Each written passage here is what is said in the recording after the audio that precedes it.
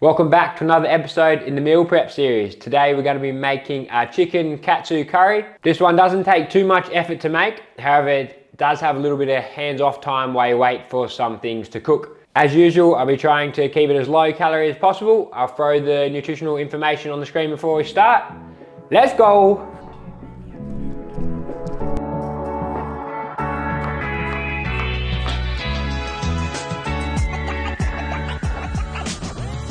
Before I start preparing the ingredients, I'm going to preheat the oven to 250 degrees Celsius or 480 Fahrenheit, ready for the chicken later. For the vegetables in this dish, you'll need 2 whole carrots, which you'll peel from the top to the bottom in one smooth motion, working your way around. I'll then cut both ends off, cut in half lengthways, and then cut into bite-sized pieces, trying to keep them roughly the same size. You also need 2 whole potatoes, which you'll peel, again from top to bottom, in long strips, and then peel the ends off. To cut into cubes, cut one side off to create a stable base, cut into strips, and then cut into cubes. If there are some slightly larger pieces at the end, cut them again so all the pieces are approximately the same size. The last vegetable you'll need is 1 medium-sized brown onion, which you'll cut in half, cut the stem and root end off, peel and cut lengthways to create long strips of onion that should look similar to this. Now that the vegetables are ready, we can prepare the chicken.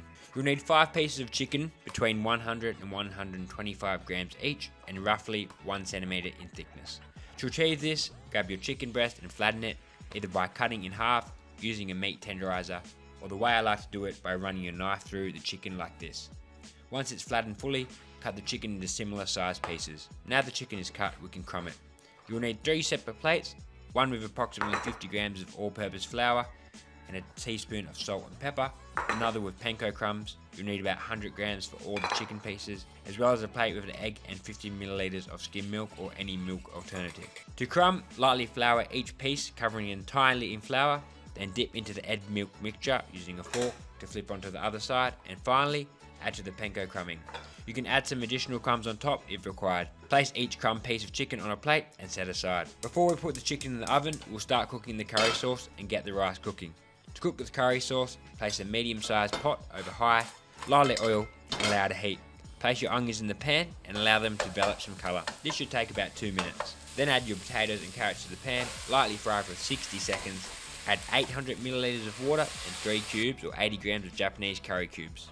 I've used these mild golden curry cubes, but you can use whatever brand you can get your hands on. Bring it to a boil, cover with a lid, turn to medium and simmer for 10 to 12 minutes or until the potatoes and carrots are nearly cooked through. While the curry is simmering, get the rice cooking. You'll need 250 grams of white rice, which you'll rinse 3 times to remove any excess starch, and cook over the stove or in the rice cooker according to the rice packet instructions. I'll also get the chicken cooking.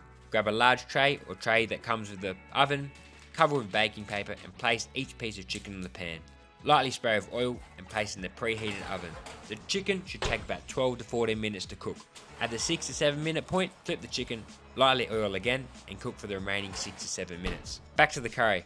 Once the potatoes and carrots are nearly cooked through, you can remove the lid and allow the curry to thicken.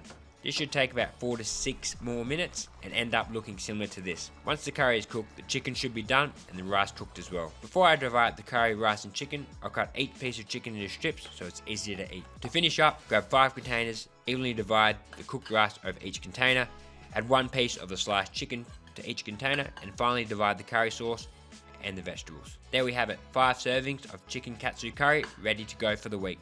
If you enjoyed this video, don't forget to drop it a like, subscribe to the channel, and I'll see you in the next one.